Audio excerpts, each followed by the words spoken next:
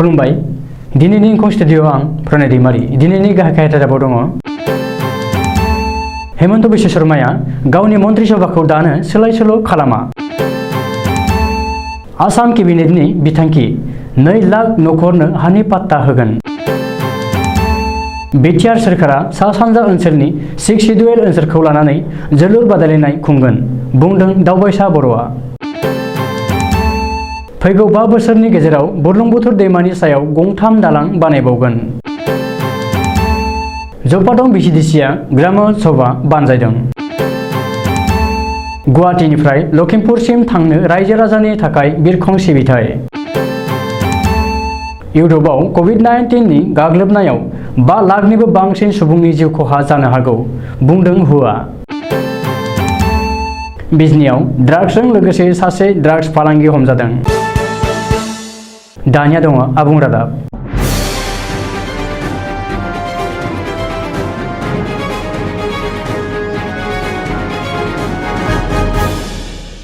आसाम सोरखारनि मन्त्रि सभा सोलाय सोल' खालामनाय आरो फेहेरनायनि सायाव गिबि मन्त्रि डक्टर हेमन्त बिश्व शर्माया गिबि खुगा बेखेवदों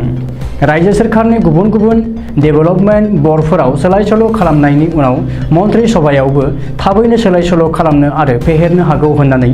गोबां सोंथि आरो सावरायनाय समावनो गिबि मन्थ्रिया गावनि मन्त्रि सभा फेहेरनायनि सायाव बाथ्रा बुंदों बेजों लोगोसेनो फैगौ 6 दाननि उनावसो मन्त्रि सभा फेहेरनाय आरो सोलाय सोल' खालामनायनि बागै इसारा होदों गिबि मन्त्रि डक्टर हेमन्त बिश्व शर्माया खौरांगिरिनि सिगाङाव रोखायै बुंदों दि आसाम सोरखारा गोदानो मन्त्रि सभायाव सोलाय सोल' खालामा सोरखारा आबुं बोसोरसे जानायनि उनावसो मन्त्रि सभा फेहेरनाय आरो सोलाय सोल' खालामनायनि बागै सानगोन बबेखानि आथिखालनि मन्थ्रिफोरानो बोसोरसे समसिम गावबा गावनि मावबिबानफोरखौ मावलांगोन होननानैबो गिबि मन्थ्रिया रोखायै बुंथिदों मख'नो गोनांदि डक्टर हेमन्त बिश्व शर्मानि सोरखारा साननैसो उनावनो 6 दान जासिगोन रायजोआव हा हु गैजायै 2 लाख नखरफोरनो सोरखारा हानि पाट्टा होगोन आसाम सोरखारनि केबिनेट मेलाव बे बिथांखिखौ लाबाय मख'नो गोनांदि बिस्थिबारखालि कयनाधरायाव गिबि मन्त्रि डक्टर हेमन्त बिश्व शर्मानि दैदेननायाव आसाम सोरखारनि मोनसे केबिनेट मेल जानानै थाङो आरो बे केबिनेट मेलावनो हा हु गैजायै 2 लाख नखरफोरनो हानि पाट्टा होनो सोरखारा बे थांखि लायो केबिनेट मेलनि उनाव मन्त्रि केशव महन्त आरो जगेन मोहना जनता भवनाव मोनसे खौरांगिरि मेल खुंनानै फोरमायनाय बादिब्ला मिशन बसुन्धरा बिथांखिनि जोहै सोरखारा हा हु गैजायै 2 लाख नखरफोरनो हानि पाट्टा होगोन एलटमेन्ट होनाय लोगो लोगो रायजो राजाफोरा हानि थाखाय आर'जलाइ गथायनो हागोन बबेखानि मिशन बसुन्धरा बिथांखिनि जोहै दासिमहालागै 1,82,600 सुबुङा अनलाइन आर'जलाइ गथायबाय होननानैबो मन्त्रि जगेन मोहना खौरांगिरिनि मेलाव मिथिहोदों मख'नो गोनांदि फैगौ बोसोरनि 10 मे खालारनि गेजेराव आसामाव हानि जेंनाया सुस्रांजागोन आरो हा हुनि गासैबो जेंनाया जोबगोन होननानैबो मन्त्रि जगेन मोहना बुंदों बिटिआर सोरखारा सा सानजा ओनसोलनि 6 सिडुल ओनसोलफोरखौ लानानै जोलुर बादायलायनाय खुंगोन बे बाथ्राखौ बुंदों बिटिआरनि गेलेमु बिफाननि मावफुं सोद्रोमा दावबायसा बर'आ मख'नो गोनांदि दावबायसा बर'आ मैया उदालगुरि जिल्लानि डिमाकुसियाव आसाम इन्टार डिस्ट्रिक्ट जुनियर जोलुर बादायलायनायखौ बेखेवनाय हाबाफारियाव खौरांगिरिजों मोगा-मोगियाव बिटिआर सोरखारा सा सानजा ओनसोलनि 6 सिडुल ओनसोलखौ लानानै जोलुर बादायलायनाय खुंगोन होननानै बुंदों दावबायसा बर'आ बुंनाय बादिब्ला बिटिआर सोरखारा बे गेदेरथार जोलुर बादायलायनायखौ 2022 मायथाइनि जानुवारि दाननि गिबि सप्तानिफ्रायनो खुंगोन बेनि थाखाय बिटिआरनि दरब्रै जिल्लायाव गेलेग्रा फोथार सायख'खाबाय मख'नो गोनांदि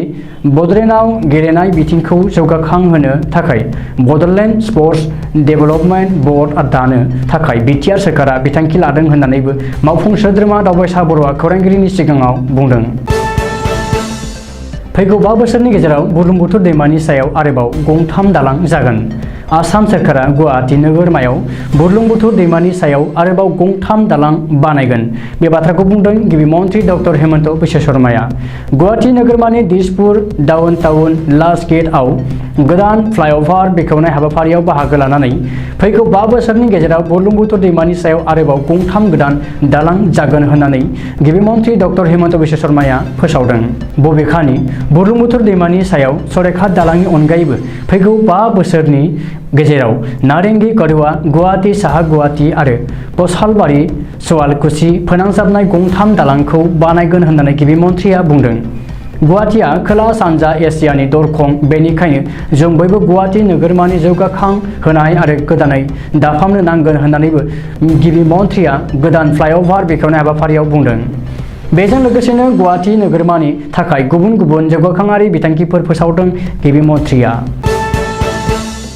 बाक्सा जिल्लानि बेन्दोंआव थानाय जौबादं भिसिडिसिआ दिनै भिसिडिसि मावख'आव मोनसे ग्राम सभा लानाय जादों। बे ग्राम सभाखौ सामलायदों जौबादं भिसिडिसिनि चेयारमेन मन्टु गयारिया। खौरां मोननाय बादिब्ला जौबादं भिसिडिसिनि ग्राम सभायाव बागानपारा बियाबनि एमसिएलए आरो बिडिसिनि बुंथिगिरि काथिराम बर'आ गाहाय आलासि महरै बाहागो लायो। बे हाबाफारियाव दमदमा ब्लकनि भिडिअ भास्कर चक्रबर्ती, डेमनस्ट्रेटर मुसलपुरनि इअ दमदमा ब्लक सेरिकालचार बिफाननि एसिस्टेन्ट मेनेजार राफिकुल इस्लाम, मुसलपुर जिल्ला PHनि कअर्डिनेटर गीतिका मुसाहारि आरो गोबांसा मावख'गिरिफोरजों लोगोसे जौबादं भिसिडिसिनि रायजो राजाफोरा बाहागो लायो। बिडिसिनि बुंथिगिरिया बाहागो लानाय बे ग्राम सभायाव रायजो राजाफोरखौ सांग्रांथि आरो सुबुरुन होनायजों लोगोसे सोरखारनि बिथांखिफोरनि सायाव सावरायनाय जायो।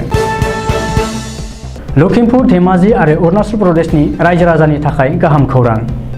फ्लाइबेग कम्पानिनि सा 72 हान्थियारि रोगानो हानाय बिरखं जाहाजखौ बृहस्पतिबार खालि आसामनि गिबि मन्थ्रि डक्टर हेमन्त बिश्व शर्माया फिरफिला दिन्थिनानै बेखेवनानै होबाय।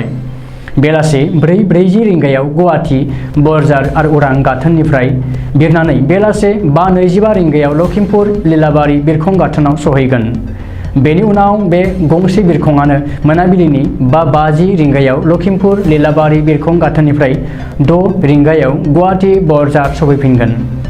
सप्तायाव सानब्रैल' बे सिबिथाया थागोन। मंगलबार, बृहस्पतिबार, सनिबार आरो रबिबार खालिल' थागोन। मख'नो गोनांदि बृहस्पतिबार खालि सिगां गिबि खेब बिरजेननायाव आसामनि सोलोंथाइ मन्थ्रि रनज पेगु, लखिमपुरनि MP प्रधान बर'आ, लखिमपुरनि MLA मानव डेका, अरुणाचलनि केबिनेट मन्थ्रि ताकि टेग मोनहाबो दावबायदोंमोन। बेखेवजेननाय बे हाबाफारियाव फ्लाइबेग गावारि कम्पानिनि सामलायगिरि सन्जय मान्डाभिया, CEO उत्पल बरुवा मोनहाबो दंफायोमोन।